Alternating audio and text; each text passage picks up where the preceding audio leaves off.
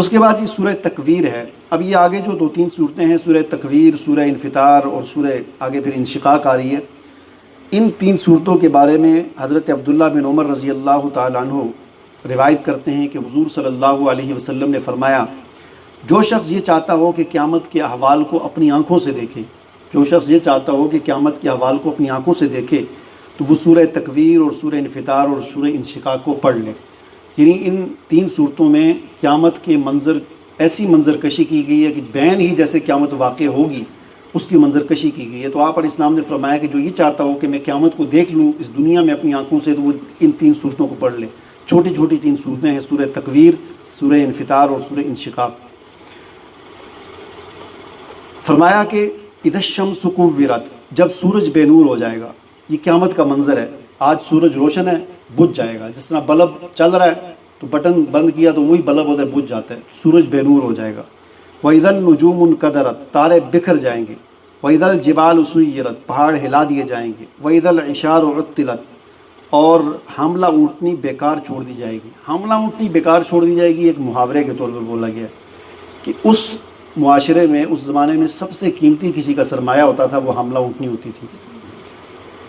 یا آج کل کے حساب سے کہہ لیں کہ کسی کی 4 مربے ہیں، 5 مربے ہیں اور بالکل فصل تیار کھڑی ہوئی ہے، تو کہا جا رہا ہے کہ قیامت جب آئے گی نا تو آدمی اس کا دھیان ہی اس طرف سے ہٹ جائے گا، آدمی چھوڑ دے گا اس کو۔ تو اس وقت حاملہ اونٹنی ہوتی سی بڑی قیمتی کہ اب یہ بچہ دے گی اور بڑا مطلب دودھ بھی ہوگا، اور پھر وہ بڑی قیمتی ہوتی تھی۔ فرمایا جا رہا ہے کہ قیامت اتنی ہولناک ہوگی کہ آدمی کا دھیان ہی ادھر سے چلا جائے گا کہ میری ایک حاملہ اونٹنی بھی کھڑی ہے، آدمی چھوڑ دے گا اس کو۔ وَإِذَا الْوُحُوشُ حُشِرَتْ، جنگلی جانور اکٹھے کر دیے جائیں گے۔ شیر اور ہرنی کا فرق ختم ہو جائے گا۔ شیر کو نہیں پتہ ہوگا کہ میں نے اس کو کھانا ہے، ہرنی کو بھی نہیں پتہ ہوگا میرے پاس شیر کھڑا ہے۔ سب پر ایسا خوف طاری ہوگا کہ سارے اکٹھے جا رہے ہوں گے، آ رہے ہوں، کوئی کسی کو نقصان نہیں دے سکے گا، ہر ایک کو اپنی پڑی ہوگی۔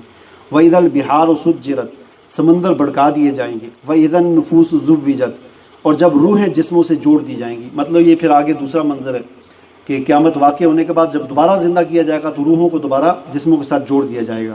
وَإِذَا الْمَوْءُودَةُ سُئِلَتْ، اور اب حساب کتاب شروع ہوگا، اور پھر وہ جو زندہ درگور کی گئی تھی بچی، اس سے پوچھا جائے گا بِأَيِّ ذَنبٍ قُتِلَتْ، تجھے کس جرم میں قتل کیا گیا۔ وَإِذَا الصُّحُفُ نُشِرَتْ، اور پھر جب اعمال نامے کھول دیے جائیں گے۔ وَإِذَا السَّمَاءُ كُشِطَتْ، آسمان کی کھال کھینچ دی جائے گی۔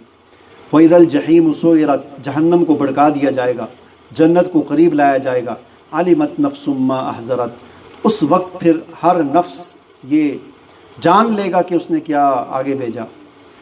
قیامت کا منظر بیان کیا ہے۔ اذا السماء انفطرت، جب آسمان پھٹ جائے گا۔ واذا الکواکب انتصرت، اور ستارے جھڑ جائیں گے۔ واذا البحار فجرت، سمندر بہہ پڑیں گے۔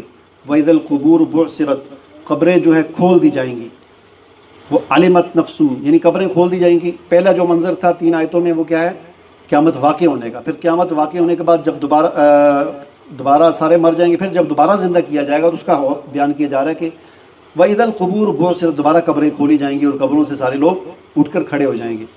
اس وقت فرمایا کہ عَلِمَتْ نَفْسٌ مَّا قَدَّمَتْ وَأَخَّرَتْ، اس وقت انسان جان لے گا کہ اس نے آگے کیا بھیجا اور پیچھے کیا چھوڑا۔ اس وقت انسان کو پتہ چل جائے گا۔